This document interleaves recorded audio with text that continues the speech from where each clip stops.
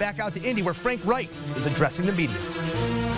A legend. They've earned their right and the respect that they've gotten. Our guys came ready to play. We played well in all three phases. It wasn't perfect in any phase, but when you're playing the best teams in the league, that's the way you got to win football games. And we played very well. The way we physically played up front was great. Special teams played huge. Defense has really been playing dominant football. Really happy with how the defense is playing. Really happy with how we're running the ball, and you know, had some long drives today. So well done by the team. So I'll open it up from there. Frank, the first touchdown, that play. Can you take us through, you know, where you got it, how it came to be, and what exactly did you do there? You owe me $20. That was not the Philly special. Someone told me that you had a quote that you tweeted 20 that if we scored on the Philly special. I'm not kidding you, Bob. When we put that in, I thought about you, and I said, I'm telling Bob he owes me $20. This is a This is a version of the Philly special. Is that right? That's a version of it. So there you go. I take Venmo. But it was appropriate given the opponent. Frank, when you look at the run-pass balance, we've talked about that a lot this year. They knew you were going to go to Taylor in the fourth quarter. They knew you were going to go to him in the last drive. Did you sense a big one coming, or did that surprise you? No, it didn't surprise me, but you never know. I mean, they're so well coached, right? And what I have seen over and over again is that if you can just keep pounding them with the offensive line we have and with the backs we have, over all the years, you know, that I've been doing this, you know, it just breaks because it just takes one guy on defense to get in the wrong gap. And, you know, there was some discussion right there. I almost called a pass, you know, feeling like we got to make a first down here. And I said, no, I'm going to call one more run. You know, I talked it over with the staff, with Marcus, and, you know, said, no, let's just call one more run. And then, John, you know, it just popped. As you see him get through that gap and then he slides right past Hightower, what's going through your mind? Because he's not to the end zone, obviously, yet. Yeah, no, I'm thinking there's no way anybody's catching him. I mean, there's no way anybody's catching him. You know, if I remember, we're typically in what we call church mode right there, where, you know, he could have gone down at the one, but they told me up top a second late, right? They told me up top a second late, and I'm like, when they said, hey, we should be in church mode right here, I said, too late for this. Thank goodness, right? I'm glad he got the touchdown to keeps his string alive, right? So that's a good thing. Frank, you went for it on fourth down 3 times, 3 sneaks. That last one, at least the analytics we saw, was kind of a toss-up. What were you seeing there, feeling? Just feeling like, you know, we got the offensive line and the quarterback to do it, and have to be aggressive. You know, we have to be aggressive. I know it's only half a yard, but we're minus territory, I think, on 2 of those.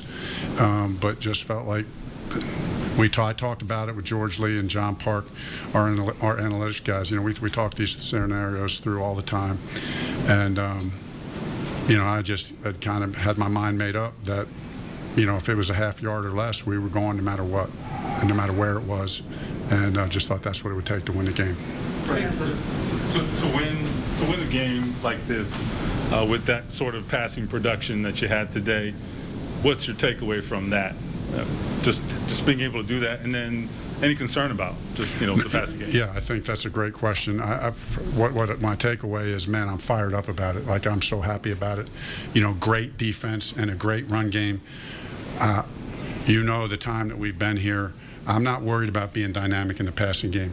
I have zero worries about the passing production today. So we've proven that over 4 years that we can be dynamic in the pass game. But what we need to prove is that we can win games like this with great defense and running the football. Speaking of that defense, this is just as dialed in as they've been to start a game. So what have you seen out of them coming out of the bye week to now that let them beat it that way tonight? The defense? Yeah.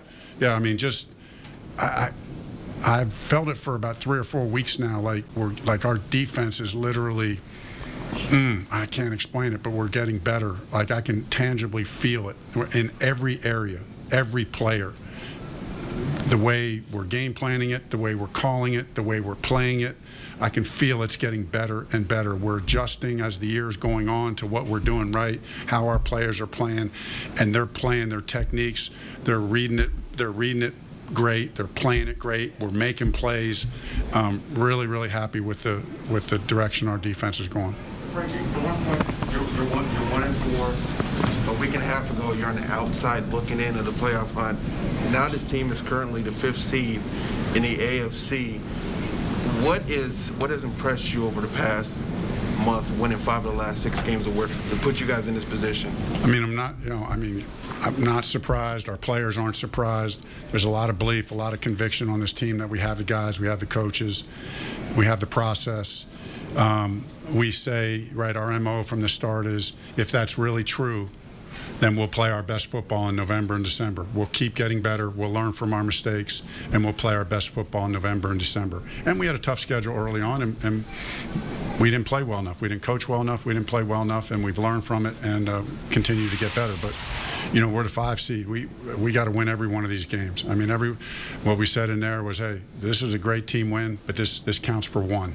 It counts for 1. That's it. And so we got to dial it back in and get ready to play, obviously, the best team in the NFL next Saturday.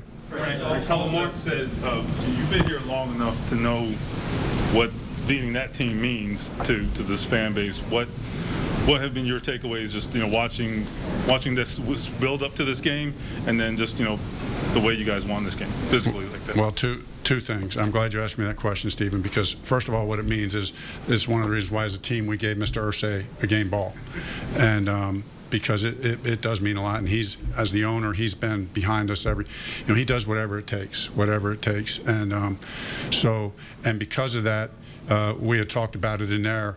I talked about it in there with a couple of guys the moment wasn't right for other reasons in there, because we were kind of honoring Ryan and Ryan and Emma and what they're going through right now. But I did want to say here, on behalf of Mr. Irsay and the team, we really want to we're going to give our fans kind of the game ball like that. They were massive today. They were having problems with the noise. They had the penalties. So great job, great energy by our fans today. Frank, what does this one mean to you, knowing 12 years against that team? I think you were probably on the sideline for that one.